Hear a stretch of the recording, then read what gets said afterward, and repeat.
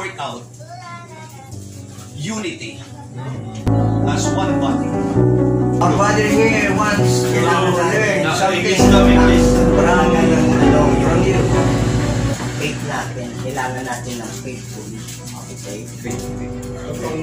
Ang ganyan yan, diba? Kailangan din natin yung love. Para journey, kailangan din natin yung prayer. Para tayo manatiling nawawi na sa ating sinakapumara. Pagkakat minsan yung mga pagsubok, yung mga trial, pero ang Panginoon natin sabi na sa nakakalan na pagkakas For 17 days. Time and knowledge and bagamat mo kapag ang gano'n mga pala, ang gano'n mga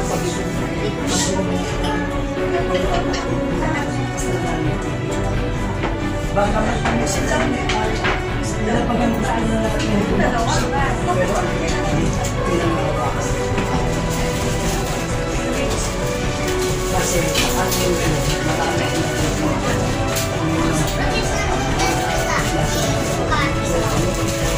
yung mga bagay na yun, huwag natin magpindihan natin relasyon natin sa ating pala.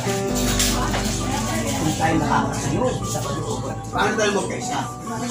Yan. Kailangan natin ang pagkakaisa. Isang paniniwala. Isang pananampalataya. Sa pangalan ng ating pinagmamahal. Go. Tama. Ako tinuro talaga.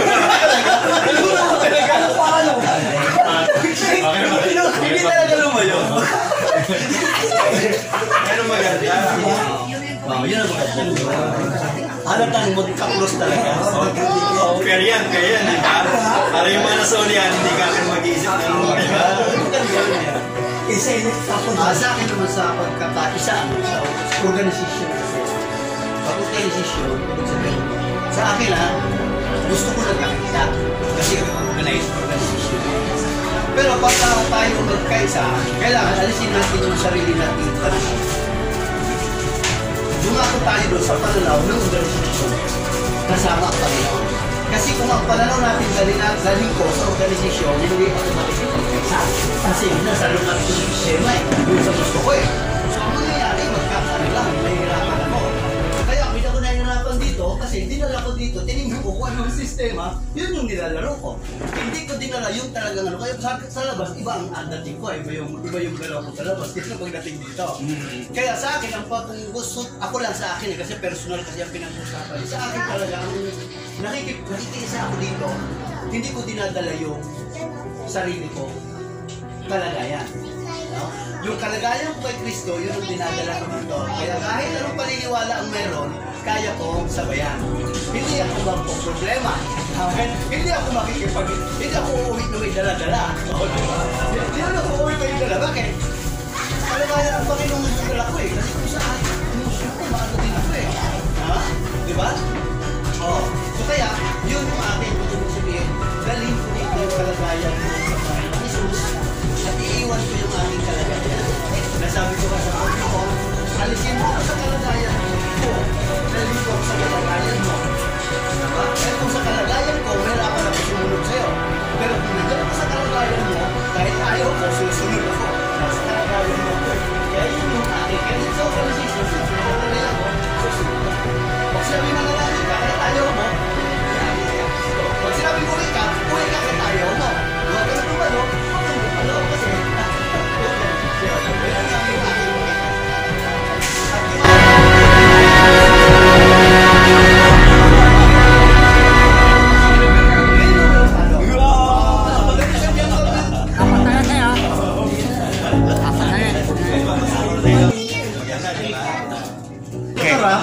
Panalo sa ating Panginoon, alam niyo kanina, napakanan na to ng pinagin, taktor, nanapayan pa tayo sa aral at ang sinatukoy ayaw pa makita. Ganyan ang tanong, pasaano tayo napapaya sa talaga. Ngayon, nais kong sundaw sa isang talata, sabi ni Pablo, nagpaisa kayo sa Rola. Ako kayo Rola 12:23. Nagpaisa kayo ng San-Iisip. Kapanipan nyo, napaisa daw tayo. Ng San-Iisip. One, nag-isip sa nila saraan na pangmataas. So, ang tinutukoy nila ng pangmataas, hindi ko salita. Hindi yung tao na napaglalaki, nayaman. Ang tinutukoy nito ay, nung naglalataas tayo, doon sa unawa ng salita. Ang nais ng Diyos, kung ano ang isinuturo ng Biblia, doon na tayo aalain. Ngayon, yan. Kung ano ang isinuturo ng kasulatan, at kung tayo ay naniniwala doon tayo napapalpa. At ang bakit? Lahat tayo may kanya-kanyang talanaw. Ngayon, ang titignan natin, ano ang talanaw ng Diyos? Ayan. Okay, sige pa, nagpaisa kayo ng sa ESF, one ng isip, sa nasaraan na pagmataas. Lunis, tansasin ang naya, naghasan tao. Ang sinusukoy na naghasan tao na nahihina sa ang unawa. Kasi kung ikaw ay narami ka na alam, huwag ka nang nanalaki. Unawain mo, baka nang nanasaan. Baka nang nanasaan. Kailangan talaga yun yung mga lalaki. Kasi may tao kasi, nandahil sa kailangan naramianan, hindi na siya, hindi na ka nakikinig. Sige pa, nagpayo sa kayo ng tag-iisip, one, nag-isip, sa nasaraan ng pagmataas, lunis, sandakin, kanaya, nananang tao. One, naging narulog, one, naging narulog sa ilong, na yung pangilin. So, anong tinutukoy? Ano ang tinutukoy ni Santo? Ang nais ni Santo, nagpaisa tayo kung ano ang isinuturo ng salita. Ang tanong, ano na ang isinuturo ng salita? Okay. Una pa rin ito unahin. Ngayon, hinihikayat ko kayo. Hinihikayat na tayo. Okay. Kasi kung nais natin na paisa, eto na. 2 minuto na lang, Pastor. Okay. Ngayon, hinihikayat ko kayo. Naya kasabot. Yes. Sa pananabinta ng tayanan ng ating Panginoon sa Kristo na nakasundo kayo lahat. Yun pala. Saan napapasundo? Sa konsentrasyon? Kasadahan hindi. Kasayahan Kasalita? sa salita ng Diyos. Nung tayo nais ng Diyos na napasundo. Kasi pwede na lang tayo nakala. Kaya na napapaisa ating paniniwala. Pero hindi yun ang nais ng Tadyo. Ang nais ng Tadyo, nagpaisa tayo ano sa ano salita. Yes! Salita ng Diyos. At kaya, ngayon, hinihikayat po kayo. Naya kapatid. Sa pananahintay ng tayanan ng ating Panginoon sa Kristo na napapasundo kayo lahat. At walang sa kapahati-hati. Yes! Ayaw ng Diyos na napawasak-wasak tayo. Amen. Ayaw ng Diyos na tayo ay napahiwa-hiwalay. Amen! Okay. Itinapin ko usap. Okay. Itinapin ko usap ko sa inyo na kayo ay nagpaisa. Nagpaisa sa pananalitan ng Bukas. pag-iisip. Sige. Ayan na. Itinapin ko usap ko sa inyo na kayo ay nagpaisa sa kaisipan. Ayun. At naging Yan. sa nalunin. Yun. At nais ka na May kalahating minuto pa. lahat tayo napasundo-sundo ano sa pananalan nyo. Sige. Pagkano ko na lang? Hindi, kalahati na lang. Kasi kanina isa. Isang talata na lang. Sige. Okay. Ipanaman ko rin ito 13-11. Sa wakas, wakas na to. Ang lakas talaga. Nilakasan mo talaga. Hindi na.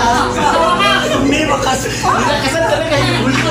Ay, kaya. Ito. May wakas pa, may wakas. Isang kasanin sa tok na kaya wakas na. Okay. Sa wakas. Naya kasatin. Yan. Kayo ay natala. Dalawa. Talo ka tayo ng ganit. Lagi. Nakita. Yan. Nagpaisa kayo. Naluhay ng may pagkayataan. Ano pinatukoy na katayataan? Napapagod na kayo. At ang Diyos ng tag-ibig at pasayataan ay napatawin nyo. Pastor Spiro. Ang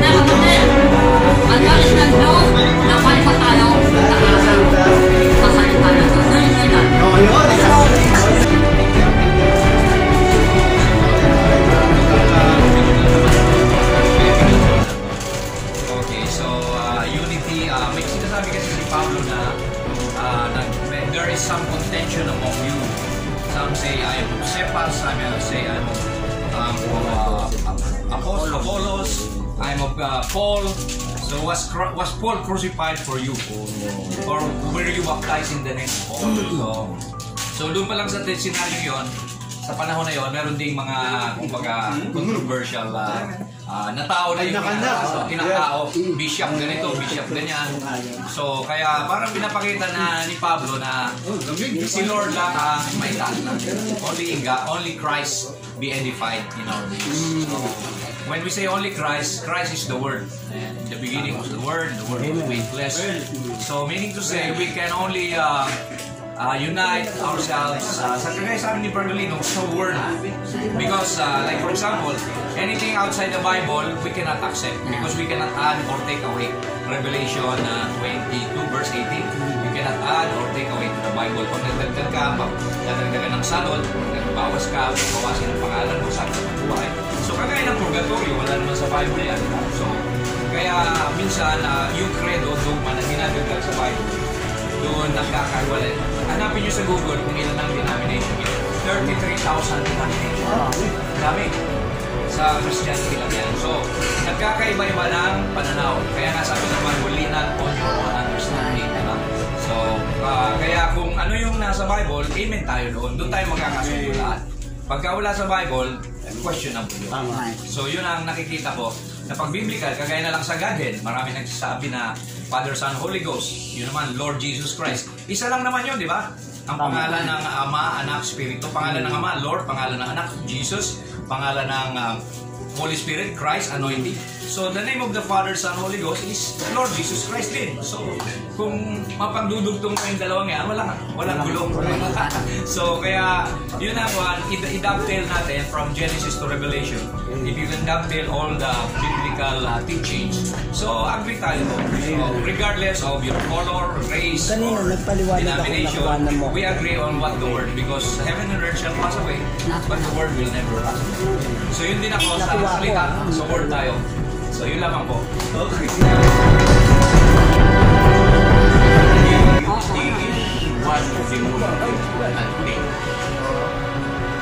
Isa sa pinakamahalagang bagay ang pagtatamis. So ito mahirap gawin kung maraming nagatanungan. Halimbawa sa church ko, kung sinabi ko yung unity, mag-isa tayo kapag hayo. Maraming hindi umahayo.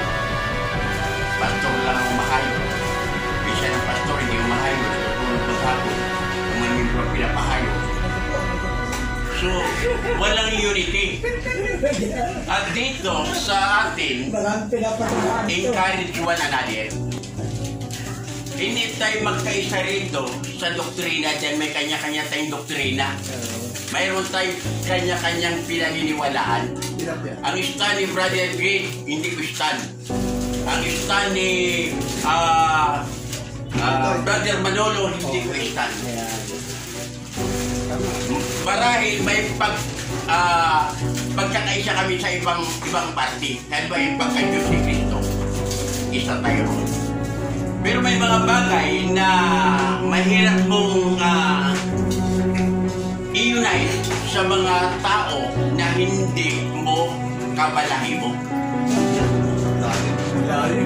Pag hindi mo kabalahibo, mahirap mo mapasunod. Halimbawa, for example, sa ibang church, kasi marami akong church na pinanggalingan. So nakita ko nung nagpasa ko ng Biblia na ito talagang liwanag. Hindi tayo nalagpas at hindi tayo higit sa mga nakatulak. Ngayon sa church ko, ito sa church ko, kahit maliit na itong church ko, ay nabagang ko sa tatan. Tinuturo ko lang ito yung pagkakaisa. Lang ko matalan. Pag nakita mo yung pag-ibig na nagpamahalang kayo, sa halip na magsakbalan, magsira kayo, mawawala yung galit at buot sa puso pag mayroon kayong pagkakaisa sa pag-ibig. Love in unity. Napakaganda yan sa church. Mawawala yung hatred mo Kasi marami mga preacher ngayon, Kristiyano. Sabi, Lord, I love you, but their hearts are full of hatred, envy, and jealousy. Nasaan yung sinasabi yung Panginoon, mahal ka, pero yung kapatid mo, hindi mo mapatawad. Mayroon bang pagkakaisa ron? Wala. Kaya nga yung Iglesia ni Cristo, kung maniniwala lang silang Diyos si Cristo, sasama na ako sa kanila.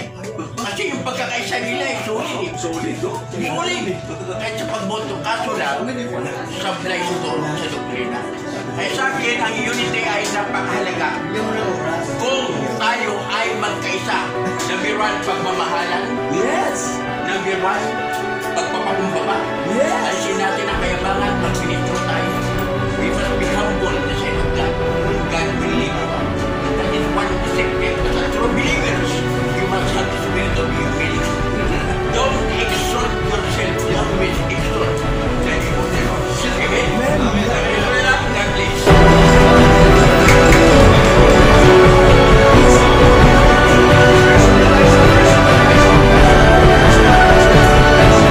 Personalizing it.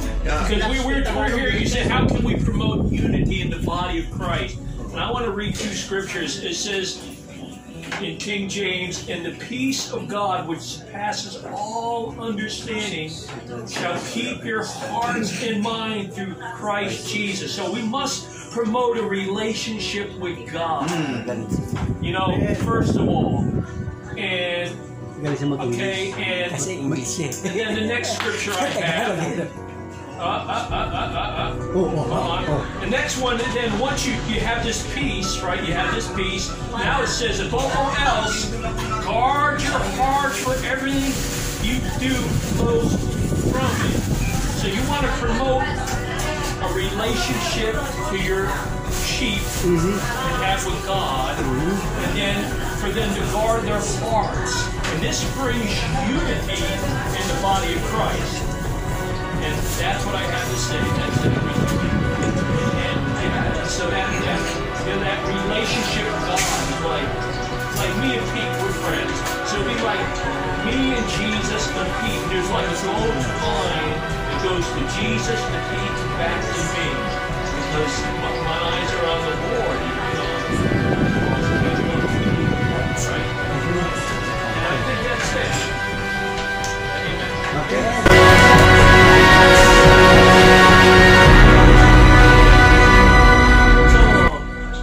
Tayo ng kabutihan, diba? Ito, papasahin ko rin yung inilabas ni Pastor Peter Alojado. Kasi ako talaga nanggigigil din ako sa mga espiritong nagpapakilala ng mabuti, pero yung buhay, wala eh. Hindi mo makikilala eh. How come na matatawag natin yung mga tao ito na tama? Samantalang kanilang ginagawa, hindi ano. Ito ha, maganda to eh, sinabi ni Pastor Peter. Alojado. Alojado yung ano? Third Peter ba yun? O ano? First Peter. Magulat ako sa inyo ako na huwag kayong makikisama sa mga immoral. Matalim yan. Si Pablo nagsabi niyan. Hindi basta-basta yan. Hindi ko tinutupin ito ang mga tao hindi sumasampalataya sa Diyos. Hindi mga unbeliever. Ang tinutupin dito ay nasa Diyos, sumasampalataya sa Diyos. Ang mga immoral, sakin, magnanakaw at sumasamba sa Diyos-Diyosan. Dahil kung iiwasan nyo sila, kinakailangan nyo talaga umalis sa mundo ito. So tayo talaga, pinakaiwas. Ang tinutukoy ko na sa ito, ang tinutukoy ko na ay ang mga nagsasabing sila yung mga kapatid sa Panginoon. Ang mga ito. Pero, mga immoral. Di ba? So, tayo, hindi tayo nagagamit sa flesh. Nagagamit tayo sa espiritu na gumagala. Gusto natin na mamatay itong mga ito eh. Kasi hindi tayo galing sa tao. Galing tayo sa espiritu gumagala. Kasi ang tao na mamatay, mayroong espiritu buhay yan eh. Oo. Noong pa yan eh. Panahon pa lang nila. Ba't pa din yan eh. Lumilipat lang eh. So ang pinapatay natin dito, yung espiritu. Ano gagawin natin? Parang patay na yung ginagamit, yung spirito na Diba? buhay pa. So, hindi natin maiaalis talaga, magkakaroon talaga ng separation eh. Bakit? Kasi nakikita mo yung galit nito. Wala. May karapatan tayo magsalita nito. No? May karapatan tayo. Sabihin nito. Ngayon, ang sabi ng Bible, kung ang tao ito, talagang hindi nagbabago, dapat kausapin siya ng mga elders. Lahat tayo, elder tayo. May karapatan tayo kausapin siya. Kung hindi na hindi mo rin eh. Okay. Ano yung sabi ng Bible? Pastor?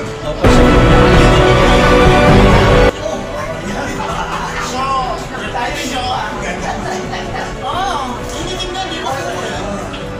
Kaya nga, maganda yung word na pastor is the sovereign. Maganda yun eh. Kaya lang, kapag ikaw pastor, nasakta ng isa, nagawan siya ng masama at wala ka mang pinaplanong rescue, hindi ikaw ay isang leader. Ang totoong leader talaga, kapag ka nagkaroon ng problema, rescue mo naman. Hindi po salita, nakakumo na yan eh. Pero pagdating sa rescuehan, kanya-kanya na. Kanya-kanya na. Kaya mga kapatid, ano lang ha?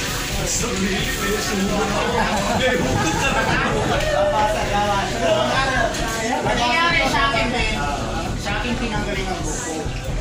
At mayroong doctrine doon na sinasabi the pastor is the sovereign. Hindi kailangan ko ng tulong eh. Walang tumulong. Sino bang pwede tumulong? Kailangan ba ang Diyos bumaba para rescue ako? Kayo dapat ang rescue sa akin. Kailangan ko ng tulong. Kaya ang sabi naman, basta, kung ano yung pinagano mo, sovereignty ka. Kung ano yung pinagano, sovereignty ka. Sabi ko, kung gano'n ang sovereignty nyo, walang kwenta ang sovereignty, ay tapon na yung pansin. Natotoo lang. Ang totoong sovereignty, okay, bibigyan kita ng sovereignty. Pero pag kailangan mong advice ko, kailangan mong rescue ko, kailangan mong tulong ko, ibigay mo sino. Kung pagkasano, huwag yung pabayaan ba? Kasi ang susi sa Kanaan para mapusis ni Joshua, be strong and take a good courage. Mayroong tao magaling mangangaral pero walang tapang. O sino sa inyo dito magaling mangaral pero walang tapang? Huwag pala. Pagdating sa pulpito, pukpuk halos mapasag ang pulpito. Pero pagdating sa problema, harap na tago. Para bang ang nangyayari tuloy, magaling ka sa salita, pero kapag ikaw na mag-implement sa iyong sinasabi, hirap na. Alam mo kung sino dapat mag-implement sa Word of God? Kayo mismo. Tayo mismo. Kasi sword yan eh. Pag sinabing sword ng Word of God kasi, hawak mo na yan. At kailangan, pag hawak mo ang sword of God, huwag ka namang hampas na madamay na yung kapatid mo. Kailangan strong ka. Kaya nga kung hindi ka karapat dapat maging preacher, huwag kang mag-preach. Panggulo ka lang sa pulpito. Kasi ang Biblia mga kapatid, sword yan. Na kapag kasi nahawakan mo yan, kailangan tumatagos yan, babaguhin ng espiritu, hindi yung ugali ng tao na ang kinukulit dito mga kapatid, alam nyo? Kasi ang espiritu, hindi nyo ba alam, ang espiritu ugali yan? Makakala nyo, ugali at saka espiritu, isa lang yan. Isa lang yan. Pag sinabi spirit, ano ba yung spirit na pinalayas kay Maria Magdalena? 7 espiritu na pinalayas ni Jesus Christ sa katawan ni Magdalene. Ano yun? Pride of life, lust of the flesh, lust of the eye. Alam mo itong mga to? Spirit yan! Na nandyan sa'yo na hindi maalis-alis. Yun ang binabanggit ni Sunny Boy. So the way na ma-overcome mo ang mga pagsubok, i-try mo munang i-overcome ang iyong sarili. Baka mamaya, magaling ka magsalita, mag-overcome, pero sarili mo, hindi mo mag-overcome. Si Hitler, 6 million na kanyang patay. Mga Hudyo. Pero hindi niya na-overcome yung sarili. O ito ngayon, aral ito. Kaya nga tayo nagkakagulo-gulo minsan, ang problema dito, hindi nakukontrol ang emosyon. Alam mo, pinakamaganda dito? Si Satanas kaya mag-penetrate sa mind. Pero bantayan nyo. Kapag ka si Satanas mag-penetrate ka sa heart at titikin ang damdamin mo, at ini-entertain mo na yung damdamin yan, siguradong hulog ka na. Hindi ka na makakabango. Baka mami si Pedro, tinuturo mo yung nasa harap. Hindi. Tayo ka mag- Hindi na pala ako.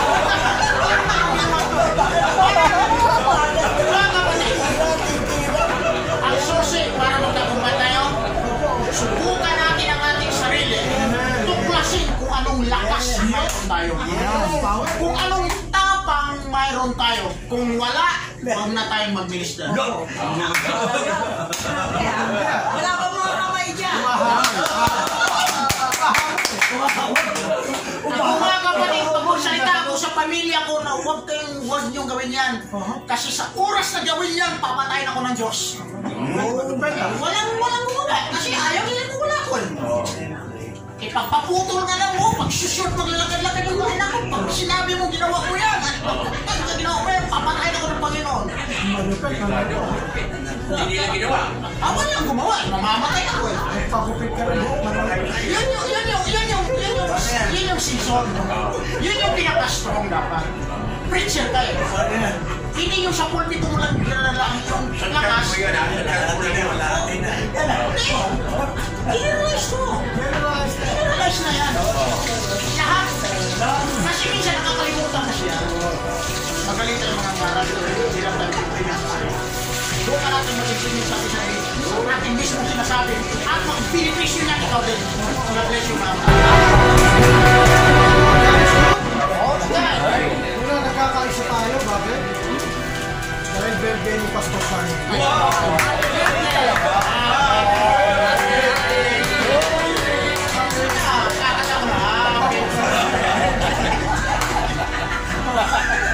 Okay. Ang topic kasi pag unity, meron niyang kaakibat na dapat may requirements.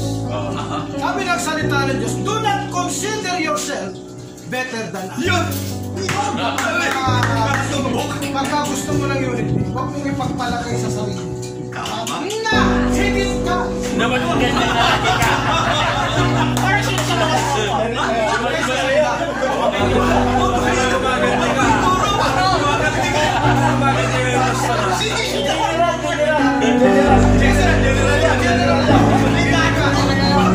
kasi ang unity, bago mag-unity, may requirements. Ang requirements mo, huwag mong ipagpalagay sa sarili. Na huwag kang maingit sa kapwa mo. Sabi nga, if you want to be a leader, you have to be a servant. Kaya tinanong ng Panginoon, Peter, gusto ba? Sabi ni Pedro, Panginoon,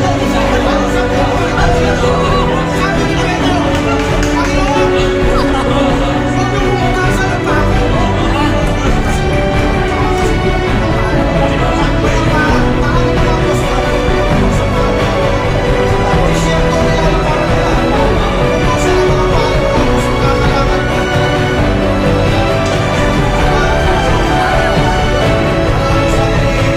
ng Panginoon. Peter, kung hindi ka papayag.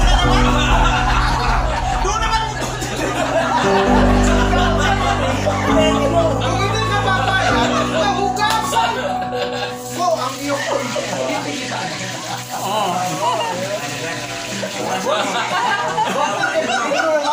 That's why, mga kapatid, sa unity, kanina nabanggit dyan. Sa unity, mag-a-adjust tayo. Ikaw ang dapat mapapuna. Gusto mong dumami ang mga dumadalo, huwag kang supla. Gusto mong maraming kasi ang trabaho natin bilang mga magagawa, ang simbahan pa simbahan.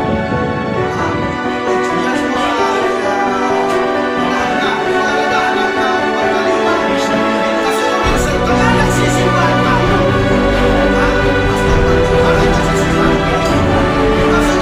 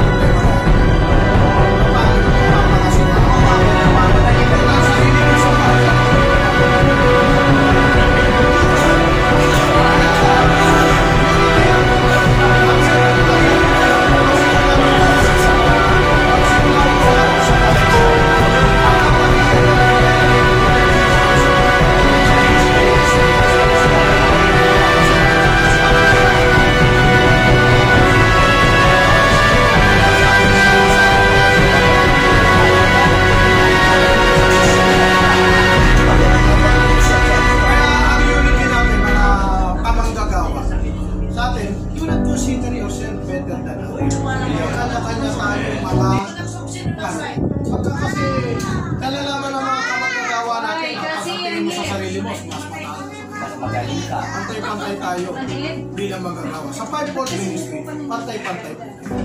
Pantay-pantay mo na tinawag ng Panginoon para pag pantay-pantay ang paningin mo sa mag-agawa, maganda. Doon ang ministry. Magandang gabi po. Nakakasap kasi. Pagdating sa unity kasi, sa anong particular na bagay, kasi pwede tayo mag-unity sa pamilya, pwede mag-unity sa kaibigan, sa organisasyon. So, depende yun, no? It depends. Depends na naman. Oo, depende yun. So, sa iba-ibang aspeto, kaya kinakailangan talaga, no? Yung malumumuni sa sarili mo, ma-unite mo ang sarili mo sa pagsulat bago ka maghangat na ma-unite sa iba. Kasi kung hindi mo masuppress yung sarili mo, paano mo i-implement ang unity sa kapwa mo, sa iba, sa mga organisasyon, kung ikaw mismo wala ka sa ayos? Kailangan ayusin mo yung sarili mo muna. Ayan. Tapos, sabi nga, may requirement, no? Kasi kung hindi ka, kasi bago ka bigyan naman ng Panginoon ng sinasabing mga posisyon na ganyan, no? Kailangan idaan ka muna talaga sa, ano, sa proseso, no? At kung hindi ka adjustable sa sitwasyon, kailangan maging adjustable ka dyan. No? Matuto kang hindi naman makisama, ano? Makisama, makibagay. Yan. Makisama, makibagay. Depende sa pakikibagayan mo. Kaya depende nga eh. Depende sa pakikibagayan mo. At kinakailangan mo sa sabi mo nga eh, adjustable ka eh. Ikaw ang asin.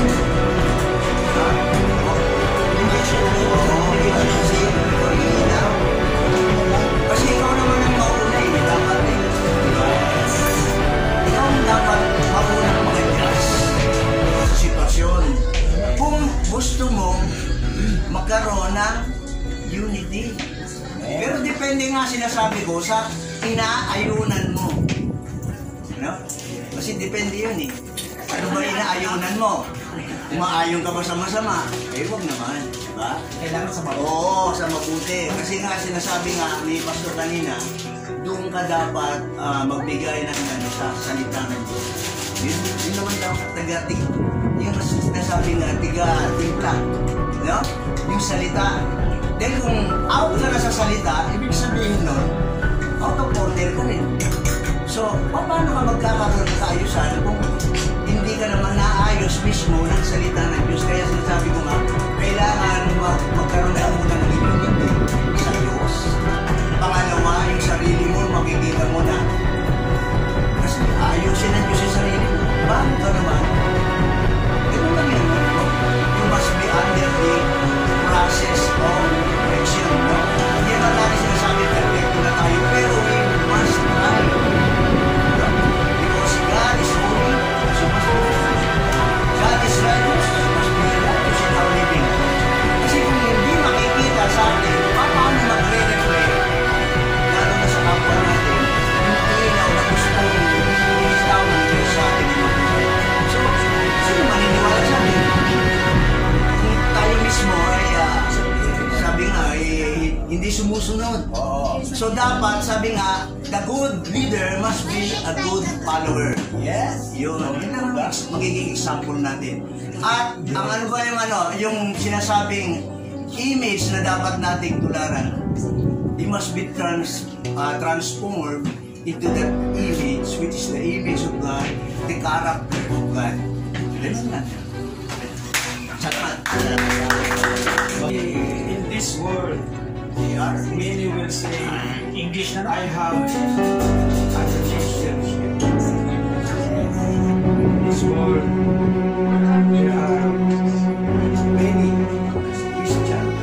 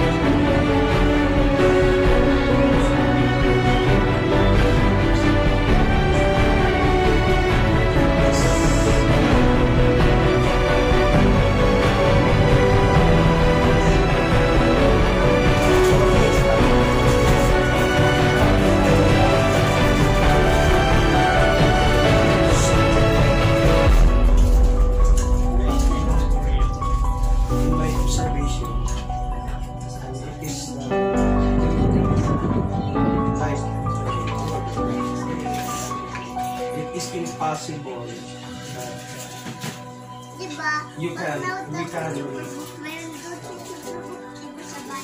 promote unity without the fruit of the Holy Spirit. It is impossible. In Matthew chapter 7 verse 20, this is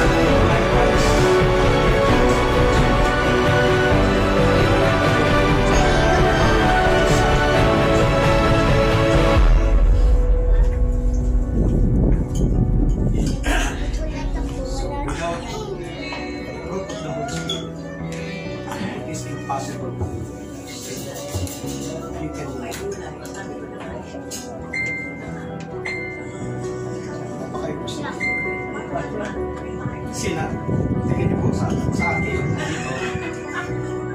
madaling sabihin na ang dulong yung pag-ibig kasi nandito tayo. Pero personally kasi bishop ay yung personal ikaw mismo in yourself how is your relationship others.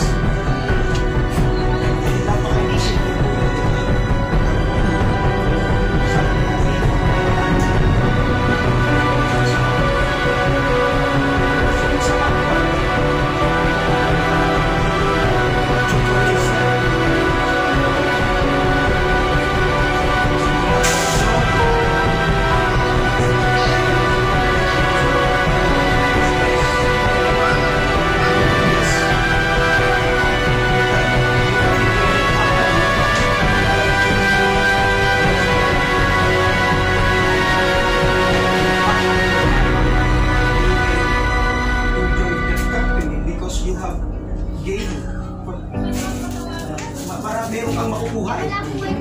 Meron kang makukuha. Mapapakinabangan. Ako din, wala ako lutin. So napakahalaga po noon. At yung mga bagay na yun kapag yung fruit of the Holy Spirit na yan kung wala sa akin napaka-imposible. Kasi personal eh. Hindi naman yung, ito katulad natin dito, mag-unite tayo, sabi natin, oh, unity kami. Pero yung sarili mo, personally, nakapag-unite ka pa talaga.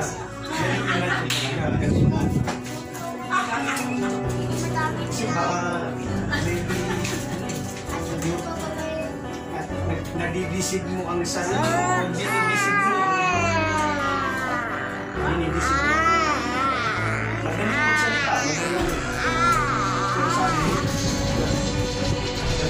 says that you will know them by their fruit.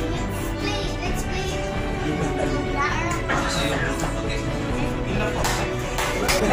Ano kayo naman? Guys, ano ba?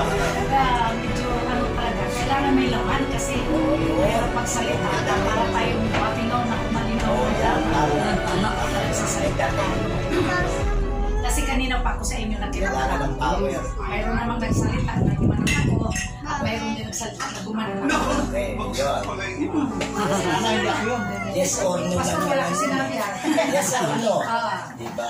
Yung tungkol kasi sa tinatawag na unity, yung pagkakaisa.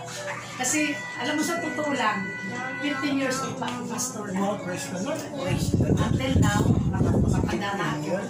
Ay, ako nag-graduate sa Bible School. Surigao. Kaya, marami akong napagdadaanan ng mga churches. Siyempre, atin ka dito. Atin ka dito. Nakikita ko yung tinatawag na, pag dito ka sa church na ito, akala mo yung okay. Pero pag umat ka dito, nakikita mo pala may kulang pala yung church na ito. Pagdating na dito, nakita mo rin yung kulang sa church na ito. Kaya doon mo makikita na sinasabing unity, ang unity napakahirap gawin. Tama? Alam mo kung bakit?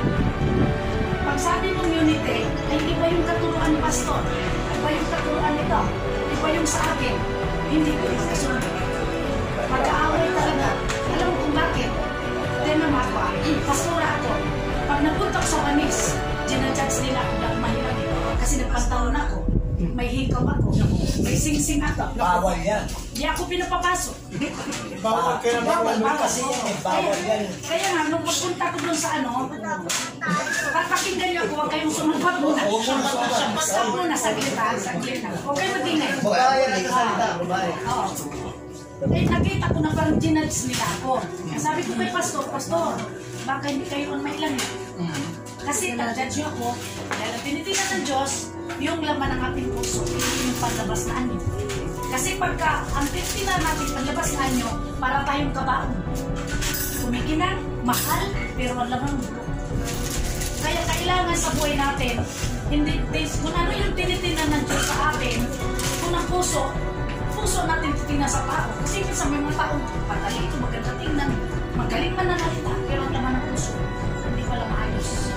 Kaya, sa pagdating sa unity, magkakasundo lang tayo doon sa unity. Dito sa mundo, kahit anong gawin, mag-aaway na ng mga pastor, magsuntukan ng mga pastor, hindi ko yung magkasundo. Bakit? Iba yung sa kanyang panindigan, iba yung panindigan ko. Kasi pag pilit ko yung panindigan ko, mag-aaway tayo. Hindi talaga tayo magkasundo. Kaya ang akin sana, mga pastor tayo, pero tandaan ninyo, hindi lahat ng pastor, binibigyan ninyo ng isang karunungan, magkaibang karunungan, na binibigay sa akin mga. Kaya, pinahayag sa akin ng Diyos, pinahayag sa iyo. Oo. Pinahayag sa kanya, hindi pinahayag sa akin. Kaya, hindi talaga magkakasundo kasi magkakaiba. Ang magkasundo lang tayo doon sa tinatawag kung sino yung pinaniwalaan nating Diyos sa buhay. Pero pagka hindi ka maniniwala kay Kristo, hindi tayo magkakasundo. Pero pag naniwala ka kay Kristo, na ating Diyos at personal na tagapagligtas, magkakasundo tayo. Yun lang. Saludo po ako sa inyong lahat. Kasi nandito po tayo. So yung tungkol naman sa sinasabi ni Pastor kanina na yung nandito ka lang is malaking bagay na. Amen. That's right. At ang gusto kasi ng Lord na lalo na ngayon na malapit na po siyang darating, kailangan tayo mga anak ng Diyos ay sama-sama. Kung meron man tayo nakikita hindi tama sa kapatid natin, kailangan na. Tama po. Kung gusto niyo siyang kausapin, mas maganda. Pero wag natin pag-usapan. Kausapin mo, kung ano yung nakikita mo, ano hindi tama. At sabi ka, mararamdaman niyo ito kung ano sa akin. Tama po ba yun? So, ganun din po sa amin mga pastoral na nandito. Kung may nakita po kayo na hindi ninyo na gusto mahala ang pag-ibig sa inyo, pwede po kayong mag-suggest. Pagdating na kami ipapalitan. Kasi mas mahirap po pag pinapalitan. Hindi, meron po sa hindi po Ano naman, Walang turuan. Kapaya ka, marami nakakabasa. Hindi, tsaka lahat naman po tayo, sa totoo lang, pantay-pantay sa harapan ng Diyos. Walang magaling, walang si Lord namang magaling sa lahat. At